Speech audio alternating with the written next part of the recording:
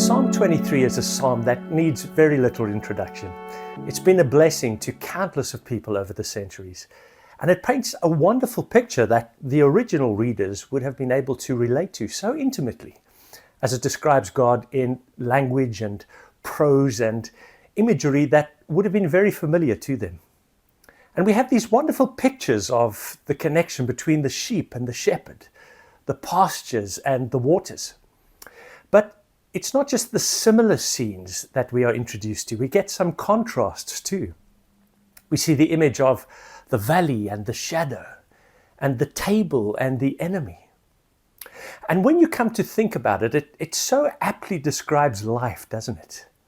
There are ties between the peace and the presence, and these go hand in hand. And these are wonderful moments where I suppose it's easy to refer to God as my shepherd, as the psalmist does.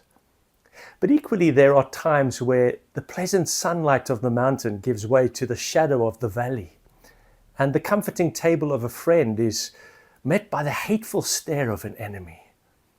And in these moments of life, the danger seems to be that we will either forget our shepherd is with us, or feel like we are very much forgotten. But at its core, this psalm trumpets the truth that God is present with us throughout the journey of life.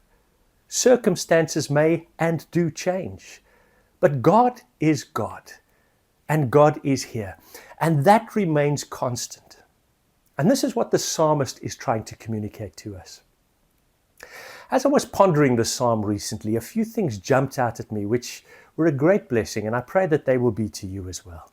Have you ever considered the first three and the last three words of the psalm?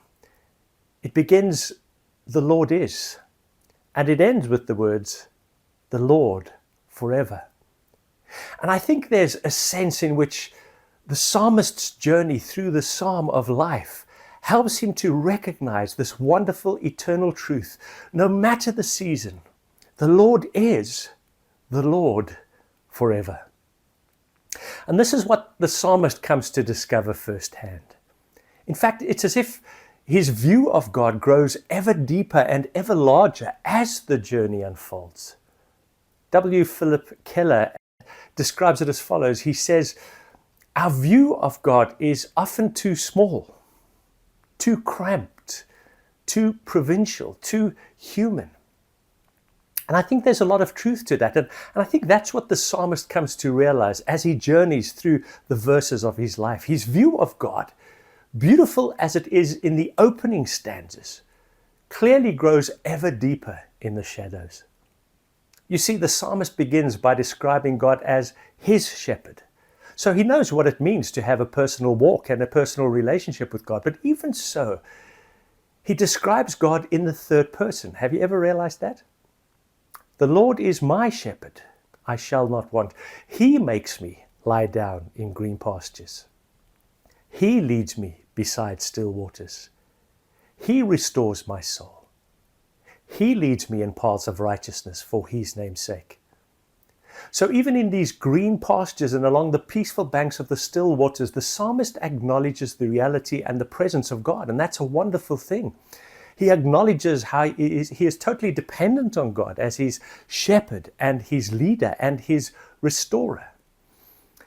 But something remarkable happens when he is faced with the valley of the shadow of death and with the cruel stare of his enemies. He no longer refers to God in the third person. Suddenly the language changes to the first person. Did you ever notice that before? It's as if something has shifted both in his understanding of God, but also in his experience of and his relationship with God. "Even though I walk through the valley of the shadow of death, I will fear no evil, for you are with me. Your rod and your staff, they comfort me. You prepare a table before me in the presence of my enemies. You anoint my head with oil. My cup overflows." So we have this wonderful sense where he changes to you. No longer is he merely talking about God. Suddenly, in the midst of the shadow of death and the cruel stare of the enemy, he learns to refer to God as you.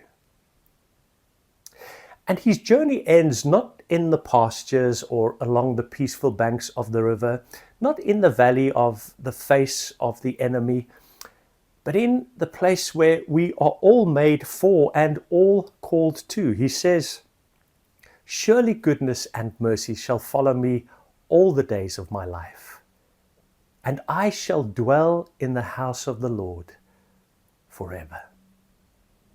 Friend, I believe that is what life is all about. It's helping us to come to realize that God is our dwelling place. And the word dwell in the Hebrew is the equivalent of the Greek word abide that Jesus uses in John chapter 15, where he invites us to abide in him as he abides in us. It literally means make your home in him, just as he makes his home in you. So it doesn't matter what the journey holds. If we will be open to his presence and aware of his presence with us, we will come to know God not only as our shepherd, but as the one we can call you rather than he. And it's often the very trials of life that invite this closeness, when we would think it would be these very things that would drive us further from him. Our eyes become opened through the journey of life to the reality that his invitation is always to bring us to the place where we are at home with him, but more importantly, where he is at home in us. May the deep of God call to the deep in you, and may you hear the voice of your shepherd. The Lord is the Lord forever. Let us pray. Precious Heavenly Father, we thank you so much for the wonderful truth of this psalm and the great comfort these words are to us and to countless of people the world over. Lord, may each of us come to know the abiding presence of Jesus Christ in our lives. And as we become mindful of your presence in us and with us, may your presence also shine through us, so that whether we find ourselves along the peaceful banks of the river and in the green pastures, or in the valley of the shadow of death, in the mortal gaze of our enemy, may the language of the psalm in our hearts change from he is to you are.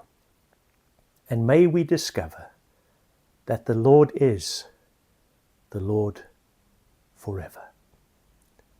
In Jesus' name, amen. God bless you.